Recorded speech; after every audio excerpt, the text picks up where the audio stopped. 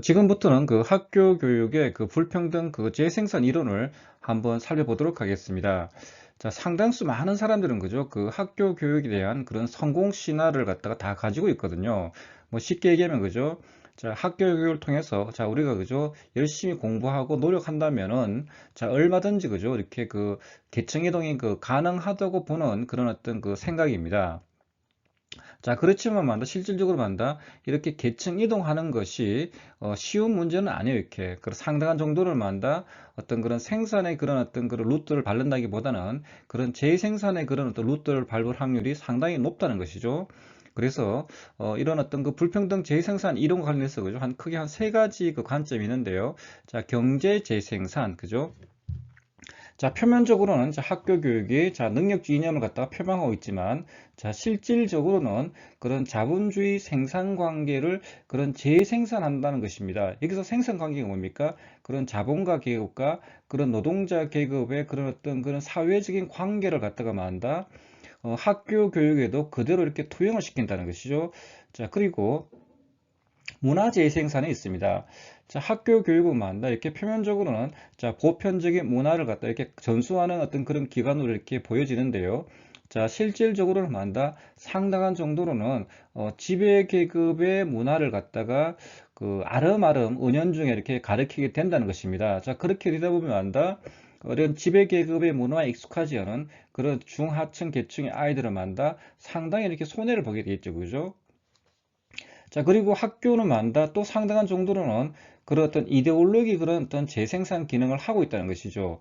자, 그죠? 이런 학교가 만다 그런 어떤 그 지배 계급에 뭐한다 그런 이데올로기를 갖다가 효과적으로 어떤 전수하는, 그죠? 전달하는 그런 어떤 이념적인 그런 국가기구로서의 그런 역할을 하고 있다는 것입니다. 그래서 이러한 어떤 그런 재생산 어떤 이론적인 관점에 근거하다 보면 그죠? 자, 우리들이 만다 그런 학교 교육에서 그죠? 어떤 그런 성공 신화는 만다 이게 허상이라고 이렇게 보는 것입니다. 자, 경제 재생산 이론입니다. 자, 경제 재생산 이론은 저 볼즈와 그 긴티저의 그 1976년도에 그죠? 저 스쿨링 인 캐피탈리스트 아메리칸 그런 자본주의 그 미국 사회에서의 그런 어떤 학교 교육이라는 책에서 지금 얘기를 하고 있는데요. 그런 학교 교육이 그죠? 상당한 정도로는 그런 자본주의 그런 경제 시스템을 갖다가 유지시키고 그런 발전시키는데 상당한 정도로 어떻게 기여를 하고 있다는 것이고 그리고 학교 교육이 만다 그 상당한 정도로는 만다 그 자본주의적인 그런 생산 관계를 그런 재생산하는 역할을 갖다 이렇게 수행하고 있다고 이렇게 보고 있는 것입니다. 자, 볼즈와 긴티즈가 그죠? 그 재미있는 개념을 하나 이렇게 설명하고 있는데 바로 대응 이론, 그런 상응 이론, 자, 코레스판던스 프린서플입니다. 자, 학교가 그죠? 이렇게 자본주의 그런 경제 시스템을 갖다가 자, 유지시키고 발전시키기 위해서 그죠? 궁극적인 목적이 뭡니까? 결국에는 이런 자본주의 그런 시스템을 잘 이렇게 유지 작동시키기 위해서 그죠? 그런 어떤 순종적인 그런 노동력을 갖다 생산한다는 것입니다. 쉽게 말하면 학교가 만다 그런 말 잘 듣는 그런 학생들을 갖다 이렇게 만들어내었어 그죠? 자, 미래의 그런 말 잘 듣는 그런 노동자를 갖다 효과적으로 생산하는 그런 어떤 기관으로서 역할을 한다는 것이죠. 자, 이게 어떻게 가능하냐는 것입니다. 자, 이것은 자, 학교에서의 그런 사회적 관계, 자, 그런 교사와 그런 학생들 간의 그런 수직적 관계, 자, 이것이 만다 직장에서의 만다 그런 사용자와 노동자의 그런 어떤 수직적 관계가 그죠 일치한다는 것이죠. 그래서 자본주의 사회에서 요구하는 그런 지식 체계, 가치 체계, 그런 신념 체계들 갖다가 학교 교육에서 효과적으로 이렇게 가르쳐 준다는 것이죠. 자, 그리고 또 학교가 만다 이런 어떤 그 자본주의 그런 어떤 그런 시스템을 갖다 효과적으로 이렇게 작동시키기 위해서 만다 이런 학교들을 또 위계화시킵니다. 이렇게 4년제 대학, 그 다음에 전문대학, 그리고 중등학교 그죠? 자, 그래서 각각의 학교들에게 요구하는 역할들 다 따로 부여해 버리는 것이죠. 자, 그리고 최근에는 만다 뭐 어떤 것들이 또 이렇게 드러나게 되겠습니까? 최근에는 뭐 중고등학교에서 만든 영재고등학교, 그죠? 이렇게 외국어 고등학교, 뭐 과학고등학교, 뭐 국제고등학교 이런 식으로 만들어 가지고 일반 어떤 중고등학교 애들과 이렇게 또 비교를 시켜버리죠, 그죠? 또 그리고 4년제 같은 경우는 뭡니까? 최근에 그죠? 우리 사회에서 그죠? 어떻게 뭡니까? 인서울 대학들 그런 지방 대학들 이렇게 분리시켜 버리죠. 그리고 이제 뭐 대학 가지고는 또 안 되니까 만다 이렇게 그 전문 대학원 그죠? 뭐 법학 전문 대학원, 자 의학 전문 대학원 그죠? 뭐 나중 되면 또 뭐 교육 전문 대학원이 뭐 생기지 않겠어요, 그죠? 이렇게 전문 대학을 만들어 가지고 또 일반 4년제 학생들과 이렇게 또 대비하는 뭐 이런 어떤 장난들을 쳐서 그죠? 어떤 그런 자본주의 시스템을 갖다 지속적으로 유지 발전시키고 그죠? 그래서 학생들로 하여금 만다 이렇게 말잣뜻도를 이렇게 만들어서 한다. 자기네들이 원하는 방법으로 그죠? 이런 것들을 공고시켜 나간다는 것이죠. 좀 안타깝죠, 참 그죠? 이게 예. 자, 볼즈와 긴티지의 그 경제 재생산 이론의 그 공헌은 그죠? 그 학교와 그 직장 간의 그런 숨겨진 그런 사회 관계의 그런 유사성을 드러냈다는 측면에서는 그죠? 큰 성과를 가지고 있습니다. 그렇지만 그 학교 교육을 갖다가 지나치게 만다 자기적으로 해석했다는 그런 비판을 그 가지고 있는데요. 뭐 크게 한 세 가지 정도입니다. 자, 학교를 갖다가 경제적 기능만을 수행하는 기관으로 국한시켜서 해석함으로써 자, 학교 교육의 다른 측면들을 무시하였다. 자, 또 한 가지는 자, 학생들이 자, 학교에서 가르치는 대로 판 찍어내는 그런 수동적인 존재로만 이렇게 해석했다는 것입니다. 그 세 번째는 그런 학교 안에서 일어나는 그런 교수학습 과정을 자, 검은 상자, 블랙박스로 취급함으로써 자, 교육이 일어나고 있는 그런 생생한 영역을 갖다 무시하였다는 그런 어떤 한계도 가지고 있습니다. 자, 문화적 재생산 이론은 그죠? 자, 프랑스 그 사회학자 그 피에르 브르디에가 뭐 가장 뭐 체계적으로 이렇게 그 설명을 하고 있는데요. 자, 학교는 그죠? 자, 보편적인 그런 어떤 그 문화를 가르치는 것으로 이렇게 그 생각이 쉬운데 브루디에가 보기에는 그죠? 자, 학교라는 게 자, 실질적으로는 뭐한다? 그런 지배 집단의 그런 어떤 문화가 뭐한다? 어떤 그런 모든 학생들이 배워야 할 그런 보편적인 가치를 지닌 문화로 이렇게 그 선정된다는 것입니다. 자, 이것을 갖다가 문화 자본이라 그럽니다. 자, 그러면 그죠? 어떤 그런 자기 자신의 그런 어떤 문화가 그죠? 이렇게 그 선정된 학생들 같은 경우는 만다 자기들의 그런 문화가 만다 동질성을 위해서 그죠? 아주 쉽게 이렇게 그 다가올 것이고 그죠? 반대로 만다 자기 자신의 문화가 아닌 문화를 갖다 이렇게 공부해야 하는 그런 어떤 학생들 같은 경우는 그런 어떤 문화의 이질성 때문에 그런 어떤 수업에서 그죠? 학교 교육 상당히 그죠? 이게 많이 힘들어할 거예요, 이렇게. 자, 그러다 보니까 만다 자, 이런 어떤 그런 지배 집단의 문화에 그런 익숙하지 않은 이런 학생들의 그런 어떤 애들 같은 경우는 만다 어떤 그 집에서는 만다 자기들의 그런 문화를 공부해야 되고 또 학교 와서는 만다 지배 집단의 문화를 공부해야 하다 보니까 이렇게 그 이중에 만다 이렇게 그런 부담을 갖다 가지고 있는 거예요, 이렇게. 그래서 브루디에는 이것을 갖다가 어떤 그런 물리적인 폭력이라는 개념이 아니고 만다 상징적인 그런 폭력을 갖다 이렇게 행사한다고 이렇게 그 보고 있는 것입니다. 자, 브로드의 그 상징적 폭력이라는 개념은 그죠? 뭐 다르게 해서 어떤 그런 지배 집단의 그런 문화 자본을 갖다가 그런 피지배 계급이 그죠? 이렇게 그 받아들이는 것, 뭐 다른 말 하면 그죠? 그런 지배 집단의 그런 지식 체계, 가치 체계, 그런 신념 체계들을 갖다가 피지배 계급이 받아들이도록 그런 어떤 학교가 그런 암묵적으로 이렇게 행하는 기능을 갖다가 의미한다고 보십니다. 자, 이런 어떤 상징적 폭력이 갖다 이렇게 그 행사되게 되면, 그죠? 자, 피지배 집단은 뭐한다? 그런 지배 집단의, 그죠? 그런 어떤 그 신념 체계, 가치 체계, 지식 체계, 쉽게 말하면 그런 문화 자본들을 갖다가 만다?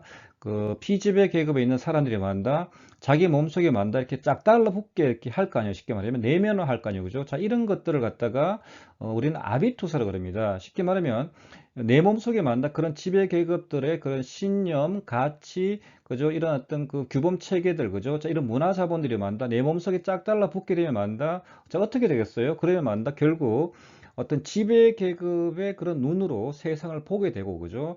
지배 계급의 그런 어떤 그런 시각으로 세상을 갖다가 판단하게 되는 것입니다. 자, 그렇게 되면 어떻게 됩니까? 이런 사회 구조가 바뀌게 될 수 있겠어요? 절대로 못 바뀝니다. 결국에는 만다.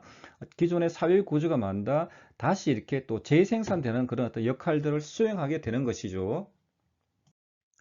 자, 피에르 부르디의 그 구별짓기라는 책은 그 자본주의 그 사회에서 그죠? 어떤 계층 형성을 규명한 그런 명제에 해당하는 책입니다. 어떤 사람의 그런 문화적인 취향이 그죠? 곧 그 사람이 속한 그런 계급을 말해주는데요.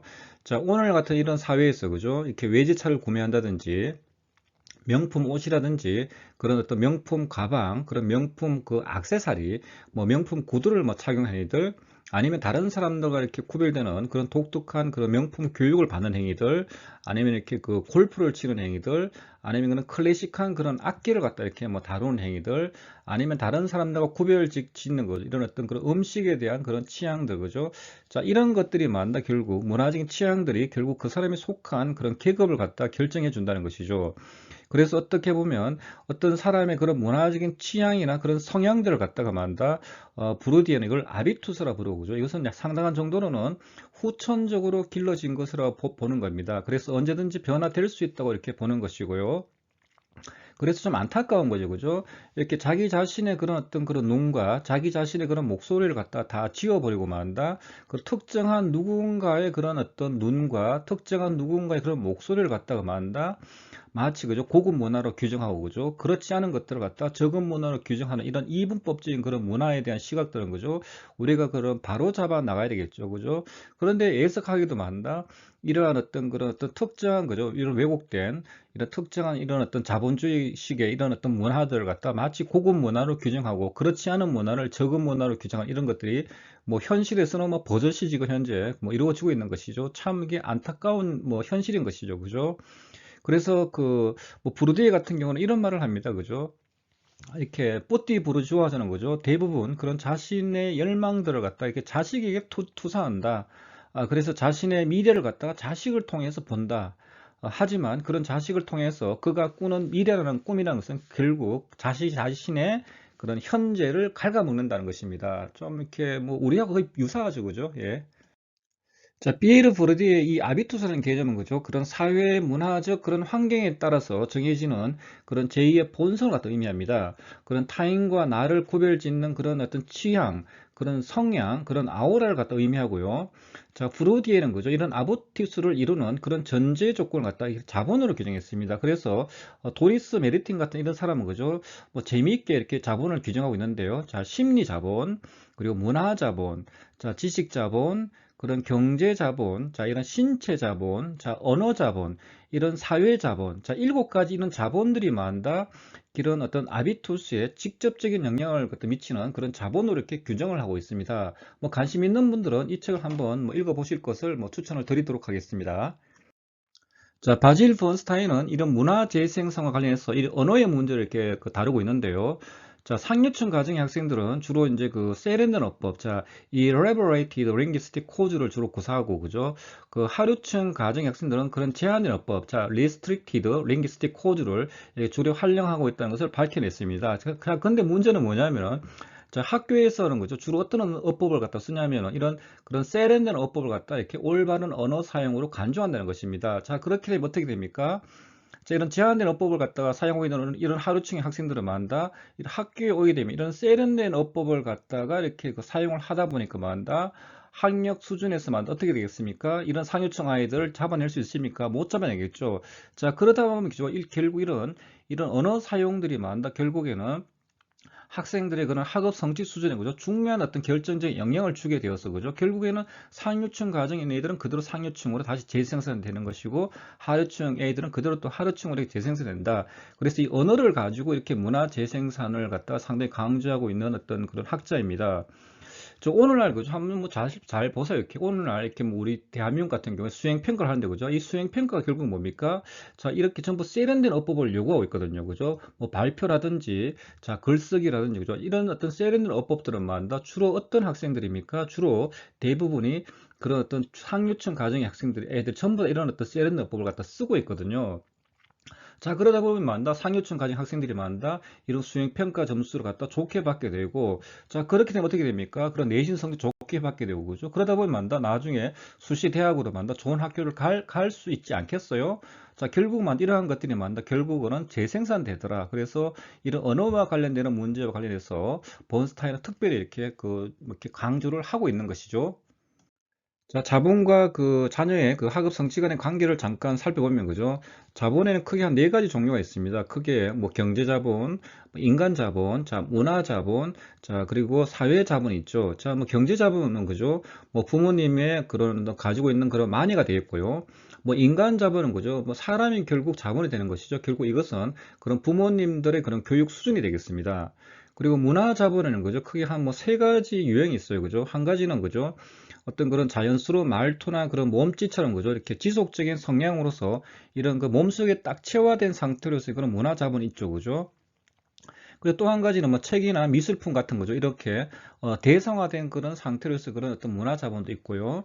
그리고 어떤 그 지적인 자격을 부여하는 그런 승인된 형식의 그런 학위라든지 그런 졸업장, 뭐 자격증, 뭐 이런 어떤 제도화된 상태로서 그런 문화 자본도 있어요. 그죠? 그래서 이런 어떤 세 가지 유형들의 문화 자본들이 많다. 이게 우리 사회에서 그죠? 요구된다는 것이죠. 쉽게 말하면 자녀의 학업 성취를 갖다 올리는데 이런 것들이 좀 요구된다는 것입니다. 그리고 또 한 가지는 이렇게 그 사회 자본이죠. 그죠? 이 사회 자본은 뭐 관계 자본이라고도 하는데요. 자, 이 콜맨이 이렇게 얘기를 했습니다. 자, 이 사회 자본은 뭡니까? 결국에는 그 사람들과의 그런 어떤 그런 관계가 중요한 것이죠. 그래서 사람들 관계는 크게 한 두 가지로 볼 수 있어요. 그죠? 그런 가정에서 그죠? 자, 부모와 그런 자녀 간의 그런 관계. 그리고 이제 그 가정 바깥에서 그죠? 그런 어떤 그 부모와 그런 어떤 그런 지역 사회나 그런 학교와의 관계, 뭐 속된 말로 얘기하면 그죠? 이렇게 연줄이는 인맥들이 되겠죠, 그죠? 자, 이런 어떤 그런 부모님들의 그런 많이 그런 부모님들의 그런 교육 수준, 그리고 어떤 그 어떤 문화 자본의 그런 어떤 자본의 어떤 그 뭐 습득 여부, 그리고 이런 어떤 사회 자본, 이런 관계 자본들이 많다. 이런 자녀들의 그런 학업 성취에 상당한 정도로는 영향을 미친다고 보고 있는 것입니다.